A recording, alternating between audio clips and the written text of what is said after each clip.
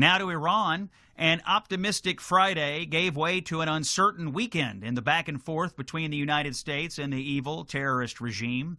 Both sides announced that the Strait of Hormuz was open on Friday, and then all of a sudden, well, it wasn't.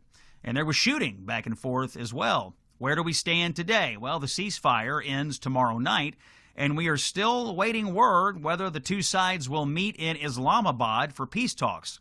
Vice President Vance is scheduled to go back to Pakistan on Tuesday, and it seems that the Iranian government, or at least what's left of it, is divided. You get the feeling that some want peace and some don't, and this is leading to mixed messages from Tehran about what will happen next. As for the U.S. naval blockade, well, it remains in force. CENTCOM says it has turned around 27 vessels. Take a listen here to what happens when you approach the U.S. Navy. Cut number 1. United States warship 115. You are entering the area of a military blockade. This blockade of Iranian ports will be enforced and applies to all vessels regardless of flag. Any vessel with further intent to enter or exit an Iranian port will be subject to the right of visit and search in accordance with international law. If you attempt to run the blockade, we will compel compliance with force. Over. Reaction to Friday's optimism. The markets have taken a turn for the worse today amid all this uncertainty.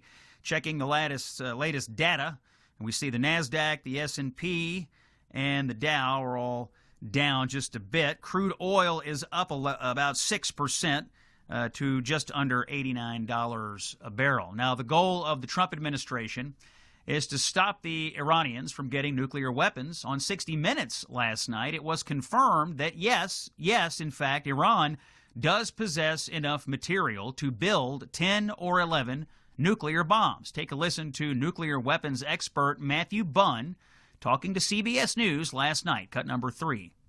There's no doubt that the combination of the strikes in June of last year and the ongoing war have seriously set back Iran's capabilities. But the remaining capabilities are substantial. You can't bomb away their knowledge. UN inspectors believe Iran has close to 1,000 pounds of uranium enriched to 60%, nearly ready to be used in a nuclear weapon. 970 pounds of 60% highly enriched uranium. What can you do with that?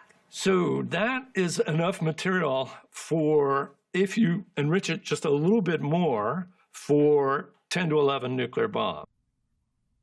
So President Trump was right, and it's just as Steve Witkoff reported after those initial negotiations with the Iranians failed. The Iranians do have the material needed to make nuclear weapons. The question is what to do about it now.